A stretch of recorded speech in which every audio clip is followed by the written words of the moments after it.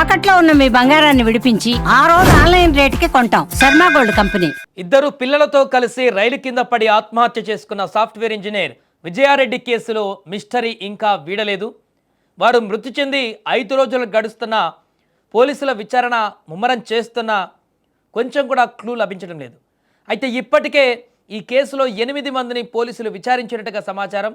ఇదిలా ఉంటే ఈ కేసులో ఇప్పుడు ఒక కొత్త వాదన తెరపైకి వస్తుంది. అదే విజయారెడ్డి అన్న చిరంజీవి పేరు. విజయారెడ్డి అన్న చిరంజీవి తల్లికి ఏం జరిగిందో తెలిసి ఉంటుందంటూ కూడా విజయారెడ్డి భర్త తరపు బంధువులు ఇప్పుడు అక్కడ చెప్తున్నట్టుగా తెలుస్తుంది. అంటే నిత్యం వారితో పాటే ఉంటారు కాబట్టి విజయారెడ్డి అదేవిధంగా పిల్లలు వాళ్ళ అమ్మ కలిసే ఉంటుంది, విజయారెడ్డి అమ్మ కలిసే ఉంటారు ఇంట్లో.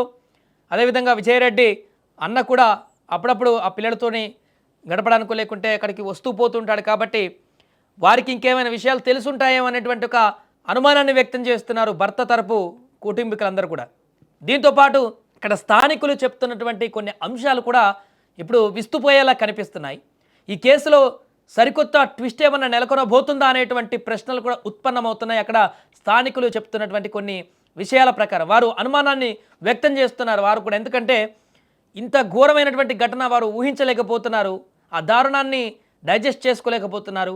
నిన్న మొన్నటి వరకు కళ్ళ ముందు కనిపించినటువంటి ఆమె విజయారెడ్డి పిల్లలు వెల్ సెటిల్డ్ ఫ్యామిలీ, బాగున్నారు, అంతా రెగ్యులర్గా అంతా కలిసిమెలిసి ఉండేవారు, ఐటీ జాబు.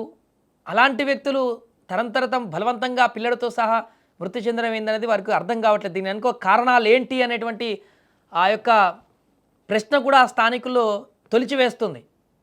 ఎందుకంటే విజయారెడ్డితో తన తల్లి కూడా కలిసి ఉండడంతోనే ఈ యొక్క అనుమానానికి ఇప్పుడు బలం చేకూరినట్టుగా చెప్తున్నారు అక్కడ స్థానికులు. దీంతో పాటుగా అక్కడ కొన్ని సంచలన విషయాలు కూడా ఇప్పుడు బయటకు వస్తున్నాయి. స్థానికులు చెప్తున్న దాని ప్రకారం ఆఫ్ ద రికార్డులో వాళ్ళు మాట్లాడుకుంటున్నారు. అక్కడ విజయారెడ్డి అన్న చిరంజీవి అంటే విజయారెడ్డితో పాటు 2 పిల్లలకు అంటే చేతన్ రెడ్డికి అదేవిధంగా విశాల్ రెడ్డికి కూడా కొంత భయం ఉండేదట చిన్నప్పటి నుంచి. మేనమామ కాబట్టి ఆ రకంగా చిన్నప్పటి నుంచి ఆ భయాన్ని ఆ పిల్లలకు ఉంచేలాగా చేశాడేమో, కానీ కొంత భయం ఉండేదంట ఆ పిల్లలకి. చేతన రెడ్డి అదేవిధంగా తన స్నేహితులతో ఇదే విషయాన్ని పదే పదే చెప్తుంటుందంటూ కూడా ఇప్పుడు కొన్ని విషయాలు బయటకు వస్తున్నాయి. విజయారెడ్డి భర్త దుబాయ్లో ఉండడంతో వారిపైన మేనమామ చిరంజీవి ఇక తనే పెద్ద దిక్కుగా ఉన్నాడు కాబట్టి మొగ దిక్కు మేనమామగా ఆ పిల్లలపైన కొంత పెత్తనం కూడా చూపించేవాడంటూ కూడా స్థానికులు కూడా చెప్తున్నారు. వారు చెప్పిన సమాచారం మేరకు కూడా అందుతుంది మనకు. దీన్ని బట్టి చూస్తుంటే ఆ రోజు ఏం జరిగిందో చిరంజీవికి తెలిసే ఉంటుందనేటువంటి ఒక అనుమానం కలుగుతుంది. అంటే రెగ్యులర్గా ఇక్కడ టచ్లో ఉంటారు కాబట్టి కొంత ఆ కుటుంబం మీద పెద్ద దిక్కుగా ఉన్నాడు కాబట్టి పిల్లలకు మేనమామగా ఉంటూ వారిని కొంత కంట్రోల్ చేసేటువంటి విధంగా కొంత దబాయిస్తూ కొంత కోప్పడుతూ భయపెట్టేటువంటి పరిస్థితిలో ఉన్నాడు కాబట్టి తనకు కూడా ఏదో తెలిసే ఉంటుంది విజయారెడ్డి గురించి కానీ విజయారెడ్డి విషయాలు కానీ.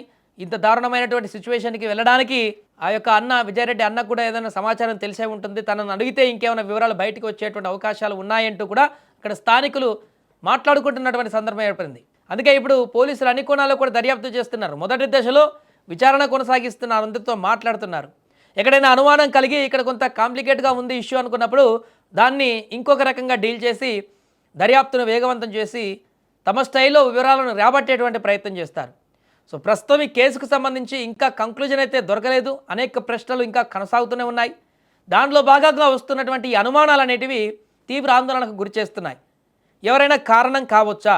విజయారెడ్డి ఒంటరితనంతో మాత్రమే కాకుండా ఇంకెవరైనా తనని తీవ్రమైనటువంటి మానసిక వేదనకు గురి చేశారా అనేటువంటి ప్రశ్నలు ఇప్పుడు తీవ్రంగా వినపడుతున్నాయి. స్థానికులు కూడా ఇప్పుడు అదే ప్రశ్నను ఉత్పన్నం చేస్తున్నారు. ఏదో జరిగి ఉంటుంది, విజయారెడ్డిని ఎవరో గట్టిగానే హట్ చేసి ఉంటారు అనేటువంటి ప్రశ్నలు ఉత్పన్నం అవుతున్నాయి. దానిలో భాగంగా ఇప్పుడు చర్చించుకుంటున్నటువంటి మేనమామకు సంబంధించినటువంటి కొన్ని అంశాలు కూడా కొంత బలాన్ని చేకూర్చేటువంటి విధంగా మారాయి కాబట్టి విచారణ మరికొంత డెప్త్కి వెళ్తే దీనికి సంబంధించిన వివరాలు ఏమైనా బయటికి వస్తాయా లేదా అనేది చూడాలి.